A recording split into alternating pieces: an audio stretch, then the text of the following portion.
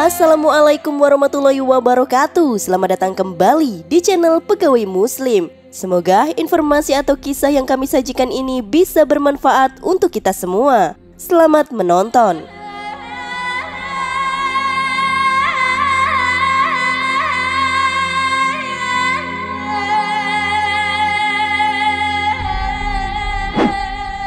Dukun adalah orang yang dianggap sakti dan dapat melakukan banyak hal.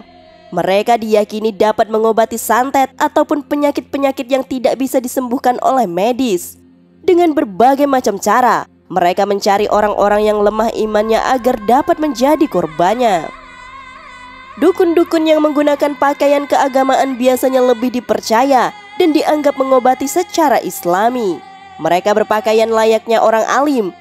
Bahkan mereka meyakinkan orang bahwa apa yang dimiliki mereka adalah karomah. Padahal Islam dengan tegas mengatakan bahwa perkara gaib merupakan hak Allah semata. Tidak ada satu makhluk pun yang mengetahui baik dari kalangan malaikat maupun para nabi. Bahkan Al-Quran dengan tegas melabeli orang yang mengaku mengetahui yang gaib sebagai orang kufur. Sebab jikapun mereka mengetahui hal gaib, pengetahuan mereka itu didapatkan dari setan ataupun jin. Hal ini seperti diterangkan dalam Al-Quran yang artinya, maukah aku beritakan kepada kalian, kepada siapa setan-setan itu turun? Mereka setan, turun kepada setiap pendusta yang berbuat dosa, para dukun dan tukang sihir. Mereka menghadapkan pendengaran kepada setan itu, dan kebanyakan mereka adalah orang-orang pendusta.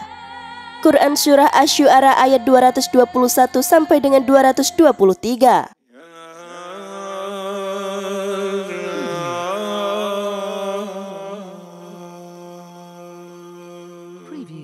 Menurut Imam Qatadah dalam kitab Takribut Tahzib, yang dimaksud dengan para pendusta lagi banyak berbuat jahat atau buruk dalam ayat di atas adalah para dukun dan tukang sihir. Sedang sisi kekafiran dukun yaitu karena mereka menggunakan bantuan setan dalam mencuri berita dari langit. Setan atau jin biasanya akan membantu manusia jika kemauannya dituruti. Setan akan mendapatkan kesenangan jika manusia mentaatinya, menyembahnya, mengagungkannya, dan berlindung kepadanya dengan cara berbuat syirik dan kufur kepada Allah Ta'ala. Sedangkan manusia mendapatkan kesenangan karena keinginannya tercapai sebab bantuan dari para jin yang mencuri berita dari langit. Dari Aisyah radhiyallahu anha, dia berkata, ada sekelompok orang yang bertanya kepada Rasulullah masalah tentang dukun. Beliau menjawab, mereka tidak ada apa-apanya. Orang-orang itu berkata, wahai Rasulullah, terkadang mereka membicarakan sesuatu yang benar. Maka Rasulullah menjawab, itulah sebuah kalimat kebenaran yang dicuri oleh jin, lalu disampaikan kepada telinga walinya. Lalu wali-wali jin ini mencampurinya dengan 100 kedustaan. Hadis riwayat Muslim. Para ulama menjelaskan bahwa hadis ini menegaskan ramalan mereka dipenuhi dengan kedustaan. Perbandingan benar dan salahnya adalah 1:99. Rasulullah bahkan dengan tegas mengatakan bahwa sebagai umat muslim kita dilarang untuk pergi ke dukun. Bagi siapa saja yang nekat untuk pergi ke dukun, Rasulullah Shallallahu Alaihi Wasallam pernah bersabda, yang artinya, barang siapa yang mendatangi tukang ramal dan bertanya kepadanya tentang suatu perkara, maka sholatnya tidak akan diterima selama 40 hari. Hadis riwayat Muslim. Dalam riwayat lain Rasulullah juga pernah bersabda yang artinya, barang siapa yang mendatangi tukang dukun atau tukang ramal dan dia membenarkan ucapannya, maka berarti dia telah kufur kepada Al-Quran yang telah diturunkan pada Muhammad.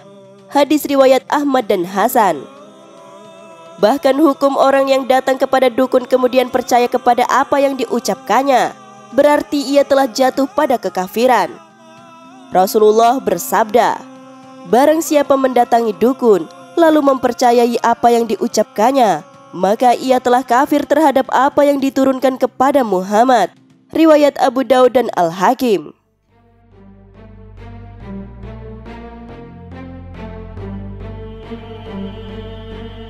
Ayat Al-Quran dengan tegas menyatakan kafirnya para dukun dan tukang sihir. Hal ini disebabkan perbuatan syirik dan kufur yang mereka lakukan. Mereka mengaku-ngaku mengetahui hal-hal gaib, padahal ini merupakan kekhususan bagi Allah Ta'ala.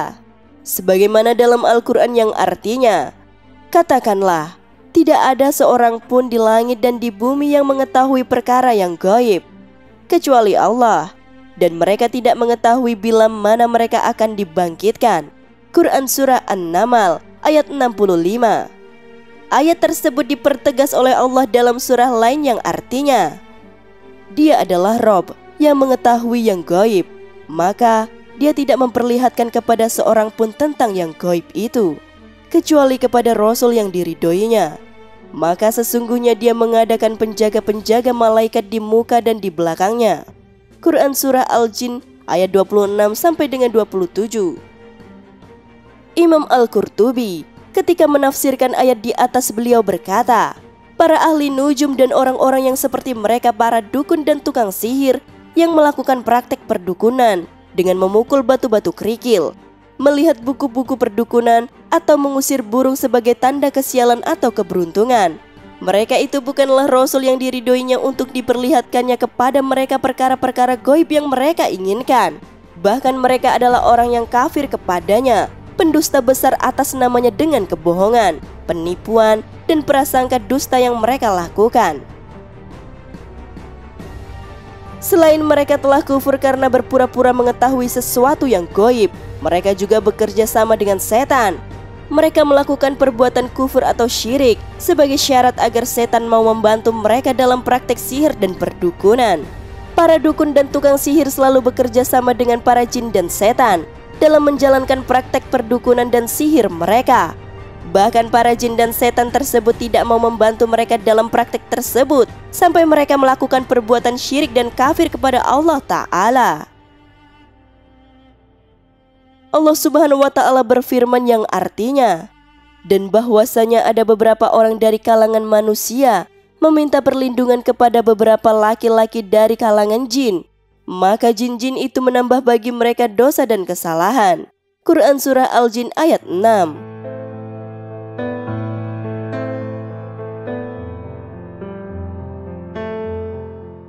Itulah alasan mengapa kita sebagai umat muslim dilarang untuk pergi ke dukun. Jangankan untuk mempercayainya, untuk pergi ke dukun dan mempertanyakan suatu perkara, maka sholat kita tidak akan diterima selama 40 hari.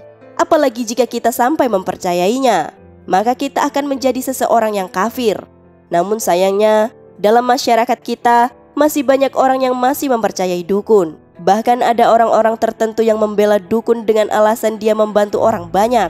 Terlebih jika dukun-dukun tersebut menggunakan sorban layaknya seorang yang ahli agama. Padahal mempercayai dukun akan melunturkan keimanan kita. Jikapun dukun tersebut palsu, maka kita tetap syirik karena mempercayai selain Allah. Semoga kita tidak mempercayai dukun agar tidak melunturkan keimanan kita. Dan semoga masyarakat semakin cerdas menyikapi kedustaan para dukun. Wallahu a'lam bishawab.